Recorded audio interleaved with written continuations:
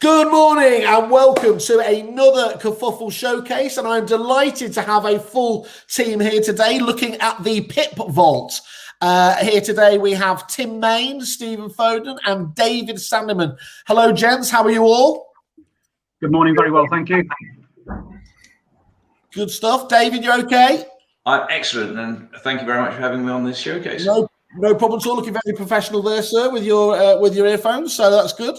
And Tim, hello, how are you? Very good, thank you. Good morning, Simon. Good stuff. Well, set the scene for us here, Tim. Give us the people who are tuning in now. Give us an idea of what the PIP Vault's all about and how you came up with the idea. Quite simply, 3 years ago, I stopped selling houses day to day, and I was frustrated by the process. It was taking too long to exchange contracts, and buyers and sellers were getting upset with each other during the lengthy process once the sale had been agreed. And I thought, how can we help? And I was working for a firm. We were getting property information forms completed and conveyancers appointed before we accepted instruction, but we weren't using that to our clients' advantage. And so I had the Costa coffee moment, and other coffees are available, and with Steve Foden, a local conveyancer, and said, come on, how can we make this better for people? Yeah. And we talked about it a little bit and thought, well, if we're going to sort of try and display any information that we get the clients to put up front, we need some technology. And how are we going to build that? And Steve suddenly scratched his head and said, well, actually, there's a guy called David Sandeman who hosts title packs for the auction world. Yep. And so that's why we then got in touch with David. And what we've really done is we've adapted his auction technology for the private treaty market. Good stuff. And David, just on that subject, just give us an overview of why it does work so well in the auctions world. Okay, we've been providing technical services for the auctioneers for about 30 years now. And since time immemorial, every time a property went to auctions, way back, I go back to when I was buying properties at auction in 1984, you would send 25 quid off to the auctioneer, and he would send you a big package of documents, photocopied of the documents. You'd go through, get your sister to go through that, and if you're happy, you'd go and buy it. Yeah. About 16 years ago, we got approached by a couple of auctioneers who said, could you set up some document rooms, for a document for each of the lots we offer, which we did, and we now provide that for about 65% of all lots going to auction. Some auctioneers have their own in-house system, but just to put some numbers on that. So virtually every property going to auction will have an auction pack with it, which is hopefully sufficient information to make your decision you want to buy it. And since we started, we've provided over 200,000 document rooms, had over almost 2 million people registered to look at them, and I think the last count was just over 26 million documents have been downloaded over that 16-year period. So I thought when Tim and Steve approached me, oh, this would be a 5-minute job, as you always do. Actually, it did require quite a lot of work, but the underlying technology has, as I say, delivered 26 million documents for over 2 million people, or approaching 2 million people, and that's what we're using. It's a sort of variant of that. So you've got a working sample then, is what you're telling me. This has been tested. I think so. Yeah, we got the hang of it after the first 10 million documents were delivered. And what, David, just as obviously a lot of those people will have gone through private treaty previously. Do you often get feedback about how different they find the process? Yeah. Well, two things. Firstly, the process is very much quicker. Typically, a catalogue won't come out 3 weeks before the auction, until 3 weeks before the auction. Hopefully, the legal pack will be very shortly. But they do like the fact that they can see all the legal documents they need to see and request the ones they don't, always remembering that sometimes the most important document is one which isn't there. Why it isn't there? Has it been deliberately left out? You've got to ask those questions. Yeah. But the speed and efficiency allows you that maybe within 14, 21 days of seeing a property coming to auction, you are going to exchange contracts. The sale has gone through, exchange of contracts takes place on the fall of the gavel, rather than this 3, 4, 5, 6 month delay that we're having in the private treaty world. I mean, the good thing is in an auction, you're not in a chain by default. Yeah. You might have a property to sell, but you're in a position, and everybody must realise that on the fall of the gavel, the exchange takes place unless it's a conditional sale, which will be flagged up in the lot details and the legal pack. Understand. Thank you. And Stephen, from your point of view, when you were sat having that Costa coffee moment, what what are the classic challenges that you see in place that you thought this needs to change? Yeah, typically it's getting documentation together at the start. There's always an inbuilt delay whenever instructed. You've got 7 to 10 days wasted while you're getting instructions. Then you're going out and getting information. I was involved in the home information pack market many years ago, and in fact met David when we were dealing with that. And the beauty about the auction pack is all the information is there. More particularly, and just some benefits of it, is that every time a document's added, people are notified of those additions. It's all in one place. You can download it. You don't have the problems of sending emails and emails not being received. And also it's timestamped, so you can see when people have accessed the documentation. So you don't have some of the issues that go with the private treaty market of people saying, well, I've sent this and the other person hasn't received it. You can actually tell whether they have sent it, whether they've received it, and even whether they've seen it and downloaded it. So it gives some real time stamp in relation to the product. Yeah, so that transparency can only help clarify matters, can't it? And absolutely. There's no hiding places. And like what we've done with PIPs, both the auctioneer and the vendor solicitor can upload documents to the document room in the auction world. And also as an individual, if I'm looking at a property to buy, I can send a link to my solicitors and invite him in to go and have a look at the documents on my behalf as well. So it sort of completes the whole circle. Got you, understand. And Tim, I mean, on the if you go to the piphome.co.uk, there's a lot of information. Obviously, on your website, there's a fantastic video on there that gives a really good overview as well, which we're going to obviously be highlighting. The thing that jumped out for me was that three-point message, the element that you're trying to get across helps you win more instructions, have a significantly quicker exchanges, and far less fall throughs.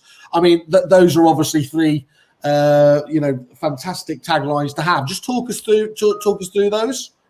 When I first started discussing this with agents, one agent said to me, quicker exchange would be great, but I've taken the pain in the cash flow to some extent, and so it'll be a one-off windfall if exchanges come in a bit.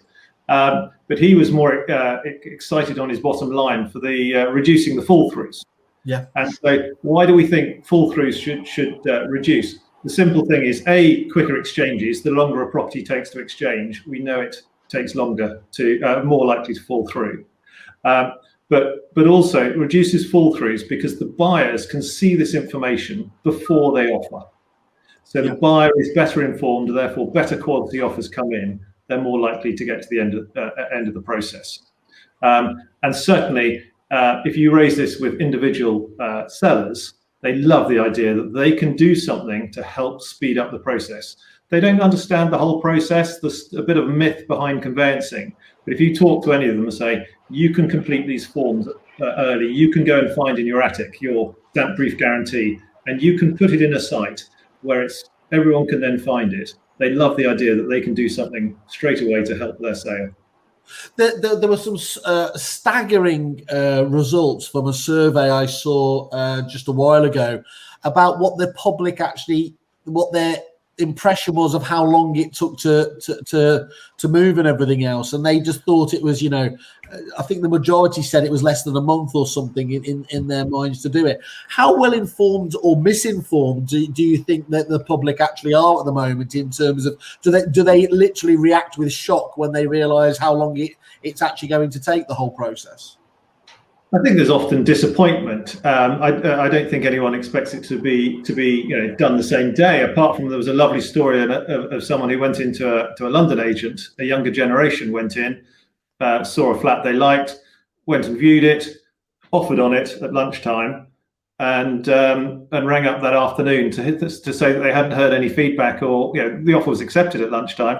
Haven't heard anything about the thing. Is it ready to sign yet? So. I think the expectations of the younger generation who are used to instant access on the internet is going to sort of slowly change the whole marketplace. They're all waiting for the Uber to arrive in the next 3 minutes, aren't they? And that's as so often we are unfairly judged against other industries and services, aren't we? That's right. And I don't think instant exchange would be right for the marketplace, but I think somewhere in the few weeks would be right to exchange, and completion. I personally would actually prefer to see slightly longer completions than the average week nowadays, because it doesn't give you much time to pack the house up and make arrangements. But an overall process of a few months, I think, should be the target, rather than the many months that it is now. Good stuff. Okay, and give us the feedback again from the buyer's point of view. What's their feedback on the whole process? They just like being better informed. That's right. I mean, as an estate agent, some of the words you hate to hear is, "Oh, we're pulling out. If only we'd known, that there was a covenant, or there was a footpath across the back garden," or those sort of very basic details, which possibly the estate agents' details don't include. But if the buyers can see that sort of information, they know what they're buying more. Simon, I'm sure you're a trader of cars, and you like your classic cars and things. You're not going to buy a second-hand car without looking at the logbook, are you? You're going to see the information about it before you even start mentioning a price to buy it at. But a house, you go and negotiate the price down to the last penny, then you go and find out what you're buying. Yes, it seems a bit backwards. So all we're trying to do is, and we're not putting any information in the PIP vault at the moment, we're just providing a data room. Ed Mead, who might join us in a minute, he calls it a bucket. Just think of it as a simple bucket, and the seller, the estate agent, and the conveyancer can put information in there. And as Stephen said, everyone's updated as to the latest documents and that sort of thing once they've seen it once. But they put that information in, and the buyers, through a link that the estate agent can put in their details or on their website whenever they advertise the property, can go and see that information.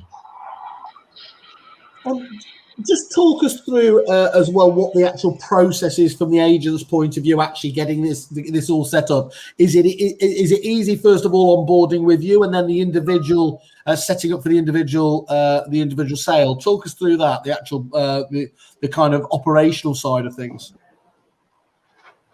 We very much structured this to be driven by the estate agent, because I believe the agent is the energy in the deal and still has the control of it and the drive to make some of these deals happen. So agents can go to our homepage, www.piphome.co.uk, and from there they can register, which is a simple form to complete.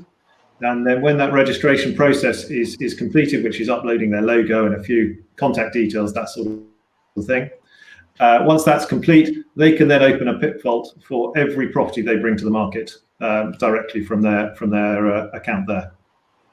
Okay. And how do you advise agents to sell this to their own clients? Do you give them advice in terms of how best to structure that conversation, or are they left to kind of sort out the best messaging themselves? We've got various videos that they can send to the seller or point the seller to, but it's quite a simple thing, saying, we're opening this for you. There's not a big cost involved. It's a success-only fee that we charge the estate agent. But when they're talking to their seller, it's quite simple, saying, if we open this for you, you'll get an invitation to access it. We then send the seller their legal forms, their TA6 form, or whichever form they want to use at that stage, so they can start completing that on day one of marketing when the estate agent opens the PIP vault, rather than the current process. They'd only start doing that once the sale's agreed, once they'd appointed a conveyancer, then they'd get the legal form to complete. And so we're trying to bring that part of the process right to the beginning. Okay. And David, from your point of view, what would you be saying to traditional agents about the PIP vault now? Why they should be looking at this? Well, firstly, I've seen the without legal documents up front, properties would not exchange at auction. That's the first point. Some of the comments I've had from estate agents when I've been talking to them, in the pub or whatever, say, well, my buyers wouldn't have the nous to know how to read an office copy entry or release or things like that. They might not. But I think every single buyer could read a fixtures and fittings form to see whether the bench in the garden's coming with it. They could read the TA6 and see whether there's been a neighbour's dispute. They might even be able to look at a lease plan which will outline the garden. And at least they're engaged with understanding what they're buying, rather than just glibly relying on the pictures on the website and a brief description. There's a lot of underlying stuff which, when it comes out in the wash, causes deals to fall out of bed. and had it been addressed from day one, said this is what you're buying, and explained, then I think we'd have a lot more properties going through quicker and a lot less time to achieve that. It's the information there. So buyers will all get some degree of value out of the documents they can see. When they might wonder when a boiler was last serviced, well, that document could be in there. Was it properly installed and signed off? All those things they need to know about, because when they have a survey done, the surveyor may well be asking that. Looks like we've had a new boiler. Check it. I've already checked that. Yeah, that's a week saved. That's all these little bits of time is what's going to bring it down to maybe a month, 6 weeks exchange, rather than, oh, we're waiting for the gas certificate. It's been on the market for 8 weeks. Somebody's asked for it. The plumber's not around and can't provide it, and then you're scrapping around with the gas safe registry trying to get a replacement document, which is just a proof of 60 quid's worth of work was done, and it's holding up not just your transaction but everyone above and below. It's as simple as that. Having a mindset to get these documents up front will take so much stress and strain that Steve spends a huge amount of his time chasing documents. Well, yeah. This is what the PIP will do. Do you have documents? Listen, and just start putting them in. The moment you sign on the dotted line, I would be filling out the TA6, fixtures and fittings, and getting all the easy documents, the guarantees. Simon, I can endorse that, because I've been operating PIP within the business of our conveyancing practice here, and particularly buyers are seeing documentation ahead of when their own solicitors, conveyancers are even opening up the documentation, and actually it's putting them in an informed position in terms of what they're seeing and the questions they ask and the issues that they want to raise with their own solicitors. I've got one particularly at the moment where there's a lease and there's an issue about whether they want a dog in there or not. Well, normally they'd only raise that particular point once the solicitor reported to them at the point of exchange of contracts on the lease documentation. Well, what's actually happened in this case is they've raised that on day one, the issue's been resolved, and it's actually been dealt with between the estate agent, the seller and the buyer. They've agreed the terms, and then they've presented it to the solicitors as a fait accompli, as an agreement as to what's happened, rather than the buyer's solicitor raising it with the seller's solicitor, who then asks the seller, who then refers it back to the buyer's conveyancer, who then refers it back to the buyer. It just shortens the whole process. So just that transparency has speeded up the conveyancing process without a doubt. And that's really important, isn't it? And I think a lot of people have been talking about the huge stress that conveyance has been under, obviously, this year, haven't they? And never more so, obviously, in this run up to the stamp duty deadline and everything else there. Does this? It sounds from what you're saying, it does offer a solution to at least reducing that workload, at least, and putting it into a much more proceduralized approach, isn't it? Yeah, absolutely. One of the requirements of a seller's conveyancer is to review the documentation before it's dispatched. Now, dare I say it, that may not happen as often as it should do, but in reality, if the documentation is uploaded by the seller, by the seller's conveyancer, you're already seeing a complete pack of documentation. So you're reducing the questions that are going to come in saying, I haven't got this, I haven't got this, can you chase it, can you do this, can you do that? And therefore, every time, as I said earlier on, documentation is updated, it's automatically, everybody gets an email to say documentation has been uploaded. And conveyancers are under a huge amount of stress at the moment. There are several going off with stress. We're getting emails from people saying, sorry, this person's not in here, they've gone off with stress. Now, I guess that's probably related at this moment in time to our stamp duty deadline on the 30th of June. But the reality of the situation is anything that can stop the paper shuffling that goes on in the conveyancer's office, the better the process is going to be and the more transparent it is. And if everybody can see a timeline as to, yes, the seller's conveyancer downloaded this on this date, the buyer's conveyancer downloaded it on this date, these are the inquiries that came in, those are the replies that went back. There's a lot less chasing that has to go on as well, because the estate agent can log on and he can see, right, okay, I can see inquiries were raised on this date. I can see the buyer's conveyancer hasn't downloaded them as yet. So actually the only person I need to speak to at the moment is the buyer's conveyancer, and vice versa. So it also reduces some of the workload on the estate agents by what they can see through the management tools within the process. So it's a win-win all round, basically. I think there's also a marginal gain here in that, I've been involved in enough transactions to know that sometimes, at the door of exchange, the purchaser comes up with some spurious reason to try and chip the price. And it does help. We can say, well, hang on, it's been in the TA6 for the last 6 months. Why are you raising it now? And you put some moral pressure on them to say, don't try this trick at this late stage, because they generally had the ability to see it and they may well have inspected that document. And that will happen in some cases.